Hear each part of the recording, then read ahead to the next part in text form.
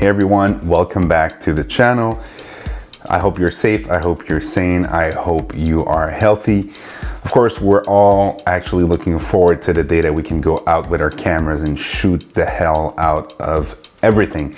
But since we're confined home, I thought I would do a video, and this is a question that I get a lot about the settings that I have on my Fujifilm X-H1, but specifically for video. And a lot of people are asking me, is this still a good camera in 2020 for video and for still photography? And my answer is, right now, this is a steal for the price. You get the battery, you get 2 batteries in it, and the battery grip, the body, and even come with some kit lens deals, and you get a fairly discounted price. I've seen as low as $1,000 for the whole thing. And you get a stabilized sensor, an X-Trans 3 sensor, 24 crop sensor from Fujifilm. Beautiful, beautiful camera. Think about an X-T2 on steroid. You get the grip, the famous grip that the X-H1 is known for. And it is a bit of an odd camera in the lineup of Fujifilm.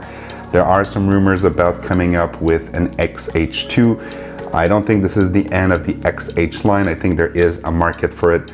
But the timing that they came out with this camera was kind of weird because it was right before the A7 III on the Sony side, and actually a month after they came out with this excellent X-T3 that I'm filming on right now. So it was kind of killing the sales of this beautiful camera here. By the way, this is still one of my favorite camera, and I highly recommend to anyone who wants to shoot video and photo. A little bit less video features in it, but still some gorgeous footage. So how I get my gorgeous footage with this camera, I want to deep dive into the menus and show you my movie settings that I use. If you have any questions about it, please feel free to pause to ask the question down below. I'll go back and try to answer you. And if you have any comments about your settings that you're using on your X-H1 or your X-T3 or the upcoming X-T4, please also engage the conversation. I am shooting this right now in Eterna with some settings that I'm actually also using in the X-H1, so you'll know all about the color profile that I'm creating right in the camera. So without further ado, let's deep dive into the menus. Let's go into the computer and look at what we have as video settings for the Fujifilm X-H1. Okay, so we are now in the camera, and I'm gonna hit that menu button and tell you all about my video settings that I use with the Fujifilm X-H1. So first off, I usually shoot in, and by the way, I'm in the little video camera icon on the left, and this is the standard menu. So movie mode, I usually shoot, and I try to shoot in 4K 16:9. I mean, sometimes I'll use just 16:9 if it's just like a little video I'm shooting around the house. But usually when I shoot YouTube videos or travel film, I use this 4K gorgeous footage coming out of the X-H1. And I usually shoot at 23.98p or 24p to have that cinematic kind of look to the footage I'm shooting. For the bitrate, I'm using 200 megabytes per second because why not? It is there. And if you want maximum data on the card, that's the setting you should use. I mean, I've shot at 100 and the footage is still great, but I prefer to have maximum data in there. So that's the movie mode. This is the full HD mode. I'll show you how to assign it to a button a little bit later on. The film simulation, I mean, you gotta go with your Eterna if you like that cinema look. I mean, I love this footage that's coming out of the camera when I'm not shooting F-Log. So I usually leave it on Eterna because it gives me kind of that cinema look, very flat. And then I can color grade very lightly in my editing software. The dynamic range, I usually leave it at 100. I know there's some Fuji shooters that are using 400 when shooting F-Log, and that's something I want to learn to use a little bit more, but for now it is at 100. My white balance, I usually typically use daylight, or I dial in my white balance. So here you have your numbers that you can dial in to put it cooler or to put it warmer. So it usually sits between, you know, like 4,300 and 6,000, again, depending on the shooting conditions. I like to dial it in, or just to use the daylight if it is a pretty constant daylight light that we're dealing with. Highlight tones, I usually leave at 0. Shadow tones also at 0. Color, because Eterna is such a flat profile, I do like to give it a little kick in terms of the color. So I like a little +1. It is not too much, but it gives me a little bit less work to do in the editing suite that I use, which is Final Cut. So I like to dial it into +1. Sharpness, I like -2 because I don't like the sharpness that's coming out of a digital camera. And this is for any brand. Even though Fujifilm has a really nice image, I prefer to have a little bit less clarity. And if I have to, I can add it afterwards in, again, the editing software. Sometimes I'll even use -3 if I want that very cinematic look. Then noise reduction, same thing. I don't like the noise reduction that the digital cameras are producing. So I'd rather have -2 and have a little bit more grain than to have a digitalized correction. I don't even know if that's a word, but a digital version of noise reduction. Then my F-Log, I mean, this is where I like to have fun and sometimes try the F-Log recording. It produces such a great image that you can then apply LUTs on. Fujifilm actually provides you with LUTs that you can download on their website. I'll put the link down below so you can actually download yours and apply it to this very interesting, very flat profile F-Log that captures a lot of dynamic range. So you can play with those contrast and those very different or difficult lighting situation. Peripheral light, correction movie, I have it on. The focus area, leave it in the center. I have a movie autofocus mode set to manual focus. I like to manual focus, and I'll show you how I use focus peaking to set my focus. But I also use autofocus when it comes to YouTube videos because, hey, one-man band, right? So you have to be able to set the focus to auto and be able to show stuff on screen, and it'll always track my face because the X-H1 has face tracking, which is great. So the autofocus settings for my sensitivity, I think those are the defaults. I'm not sure, but this is a setting that I really like. So the tracking sensitivity is fast enough to lock on stuff or to track stuff. And I have the autofocus speed set to 0. I tried lowering it down to have that rack focus effect, but I find it a bit too slow. So I found that 0 is just perfect for me.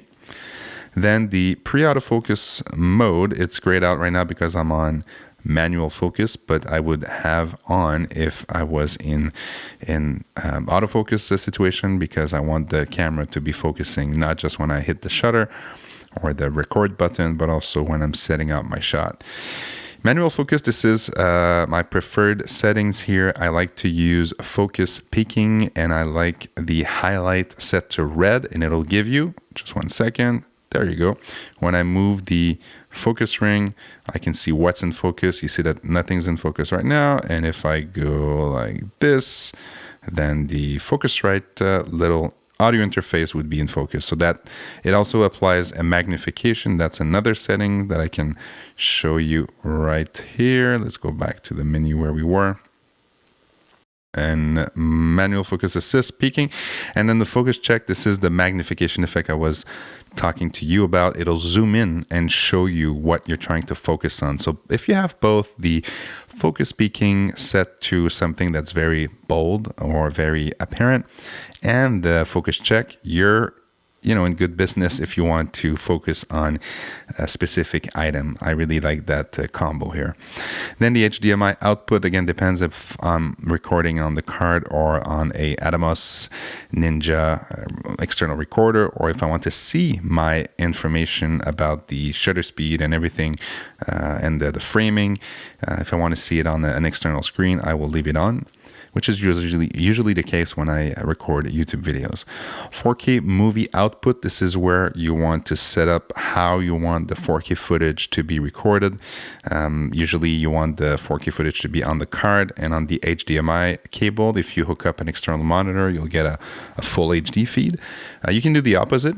If you want to record a full HD version on the card and a HDMI, an external monitor that is also a recorder, you can record 4K to that screen. Or if you want to bypass the SD card entirely and just go straight 4K into your external recorder.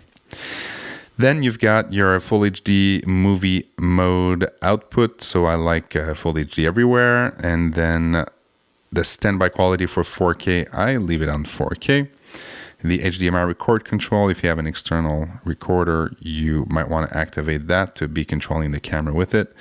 The audio settings, I usually set my internal microphone manually, so is my external microphone manually. And because I have different mics, I have, as an example, the Rode Video Mic Pro. I have the Lav Rode, I think it's the Rode Link system with the Lav mics, the wireless one. So I'm always like playing with the input here, and the Fujifilm has a pretty decent actual input, or should I say the preamp, but I'd prefer to record my audio externally, but when I'm running gunning, I will use the preamp that are built into the Fujifilm. The mic level limiter depends. Again, if I'm vlogging, I will put it on because it will kind of level set and put a little compressor on the whole recording of the audio. But if I'm in a studio, I will leave that off because I want to be able to control the input and everything. Wind filter, never use it because it's digital. I don't like those digital processing tools that are adding on like a fake wind filter, so I leave that off. The low cut filter, don't use it. I usually use my editing software to do any sound edit. And the headphone, I put like around 8 or 9. As you can see, I'm kind of deaf, so I need to bring the volume up. And so I think that's pretty much it for that section. Yes, for the audio settings. Time code I don't use. Tally light, this is one thing that is brilliant about those Fujifilm cameras, is that you can see if the camera is recording by turning on a flashing light in front of your camera and also behind the camera. So I like to put the flashing one, not just the one that's on, but also flashing, so it tells me if I'm recording or not. It'll avoid a lot of times where you think you're recording where you're not. So I would recommend activating the front and the rear one. And silent movie control, movie silent control. So this is something that you might want to use if you don't want to use the dials on the camera to set your aperture, your shutter speed, and your ISO, and so on and so forth. If you activate that, it will deactivate the actual dials on your camera, and you will actually be able to set your shutter speed, your white balance, and everything right on the screen, the back screen of the camera, and it'll be a touch operation. So you will be silent. You will not use the dials on the actual camera. So again, depending on what I'm doing, if I'm going on a trip and I'm doing a situation where I'm going to be shooting both photos and videos, I might use that because I want my movie settings to be separate from my photography settings. But if I'm in the studio, I will leave that off. Another thing that I want to show you is how I actually set those dials on the camera for movie mode. And let's go into my button and dial setting. I want to show you a couple things that you might be interested in.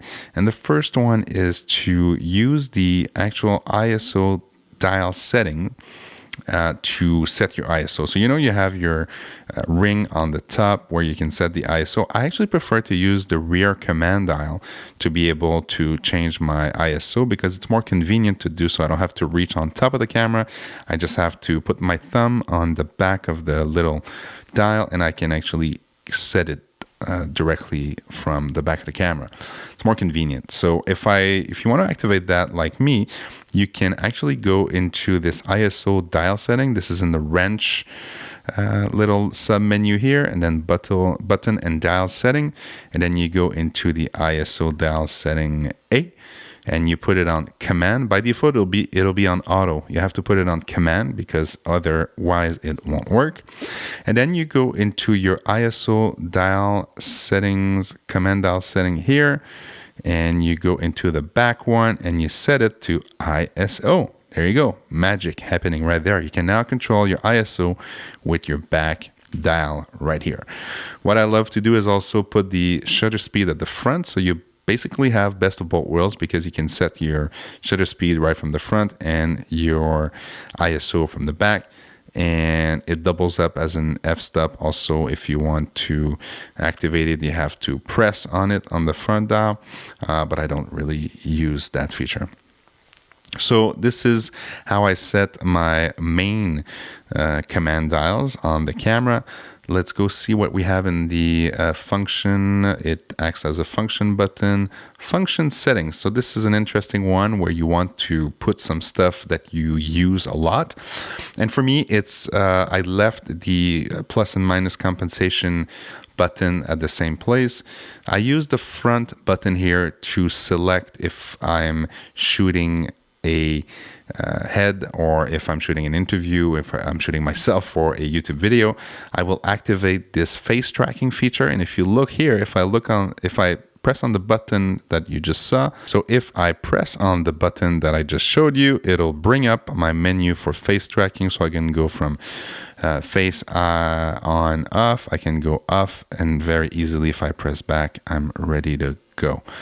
So this is a very neat feature to assign a button to it. It saves me so much time versus going into the menu and trying to find that feature.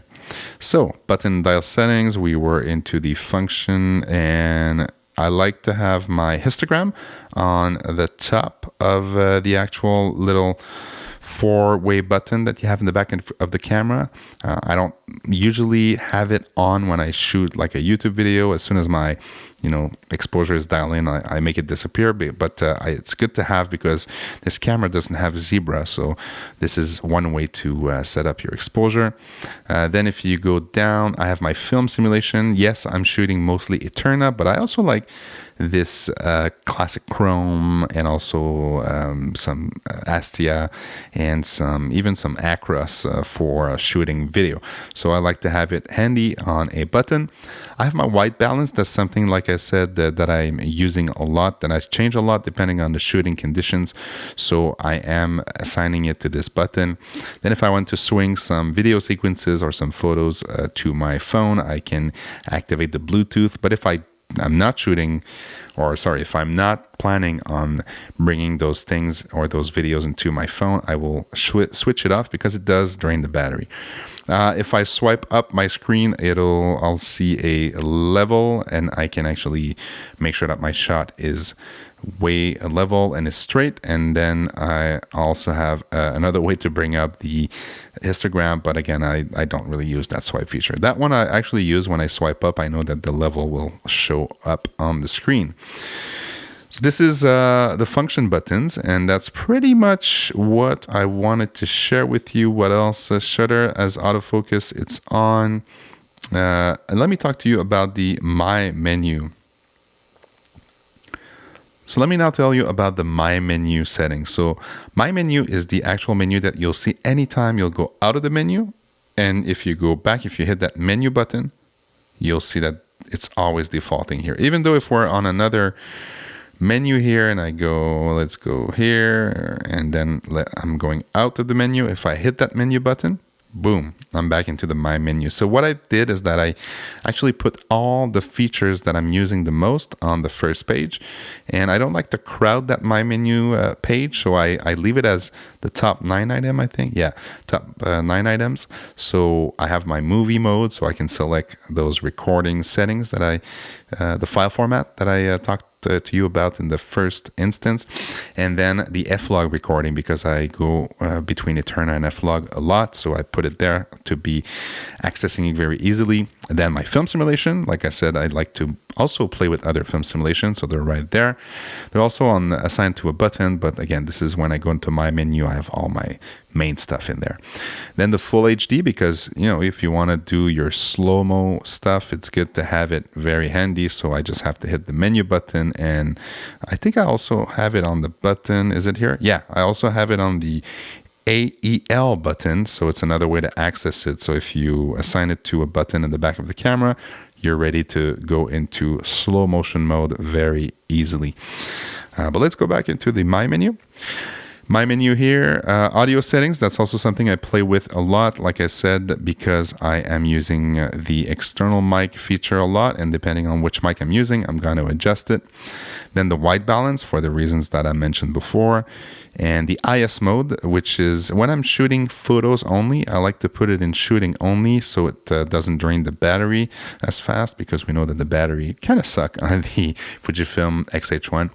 But when you shoot video, you want it to have on continuous, so it's always having that image stabilized sensor goodness that you're looking for. And I have the interval timer shooting that I also like to use for the time lapse, because that's also a feature that I really like of this camera, is that it shoots some very cool time lapse. What else? If I go into my Q menu, what do we have here? So this is mainly used for photography on my side for the Q menu, but a couple things that I've put in there is the dynamic range. Like I said, if I shoot F-log, I might play with that. The white balance, film simulation. This is a photography settings for the JPEGs, the file size for the photography. Noise reduction, again, like I said, -2. Color +1, sharpness, some stuff that I can play with in the Q menu. There's also some stuff for the face tracking right here, and the brightness. So that's pretty much it, guys. So those are my settings. I hope that you found value in this little video. I know some people ask me, how are you producing your Fujifilm X-H1 files? And I thought it would be interesting to show the menus, because I know that for myself, when I first got the camera, I was interested in learning more about how to set it up. And this is just my setup. So if you are interested in learning more about other settings that I'm using for, let's say, photography, or also settings on my XT3 or the upcoming XT4, please subscribe to this channel. Give this video a thumbs up if you liked it. It helps tremendously with the algorithm on YouTube. And please don't forget to be happy, enjoy life, and enjoy your menu settings. Cheers. Man, I think if you're a hairdresser right now during this crisis, first off, I hope that your business will survive. And secondly, I hope that you make it on the other side, because you'll have a lot of clients, and you'll have me definitely as your first client, because look at this. This is getting ridiculous. Anyways, let's do some work.